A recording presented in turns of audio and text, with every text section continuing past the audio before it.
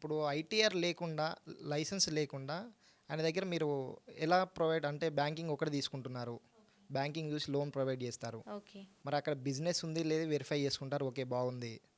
ఆయనకి లైసెన్స్ ఉండదు కదా గవర్నమెంట్ నుంచి. మరి ఎలా అది? మేము అదే అంటున్నాం కదా, లేటెస్ట్ లైసెన్స్తో యాక్సెప్ట్ చేస్తామంటున్నాం. లైసెన్స్ మేము చేపిస్తాం వాళ్ళకి, కన్సిడర్ మాకు ఎమర్జెన్సీ ఉంది అని అంటే మీరు ఇక్కడ లైసెన్స్ తీసుకోవడానికి ఈ ఆప్షన్ ఉంది అని చెప్పేసి వాళ్ళకి చూపిస్తాం.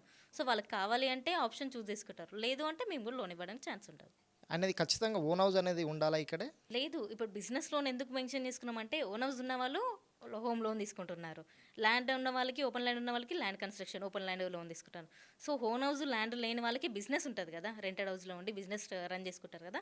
సో ఆ పాయింట్ ఆఫ్ లోనే బిజినెస్ లోన్ అనేది చూస్ చేసుకున్నాము. మీరు ఓన్ బిజినెస్ హౌస్ లోన్ కావాలన్నా ఇవ్వడానికి వద్ద అవసరం లేదు మీకు. Own house mandatory. Own house ఉన్న బ్యాంక్స్, ఉండి చేసే బ్యాంక్స్ కొన్ని ఉన్నాయి, వితౌట్ ఓన్ హౌస్ చేసే బ్యాంక్స్ కొన్ని ఉన్నాయి. ఇప్పుడు ఎందుకు అడుగుతున్నాను అంటే ఓన్ హౌస్ మ్యాండేటరీ అనేసి. ఇప్పుడు మనం లోన్ ఇప్పిస్తాం. సపోజ్ పానీపూరి బండి వాళ్ళకి లోన్ ఇప్పిస్తాం. ఓకే. ఆయన ఒక 6 months 7 months తర్వాత ఆయనకి ఏదో ఇష్యూ వల్ల షాప్ అనేది క్లోజ్ అయిపోతుంది. ఓకే. తర్వాత ఈఎంఐ కట్టడానికి ప్రాబ్లం అవుతుంది కదా. ఈఎంఐ కట్టడానికి ప్రాబ్లం, తనకి ఏవైతే లైసెన్స్ ఉన్నాయో అవన్నీ క్యాన్సిల్ చేస్తాం కదా మనం. ఈఎంఐ If in కట్టకపోతే case ఇవన్నీ క్యాన్సిల్ ఈఎంఐ అయిపోతుంది. కట్టకపోతే అని కదా, జస్ట్ ఒక 2 EMIస్కి వెయిట్ చేస్తాం మనం, ఇస్తారు.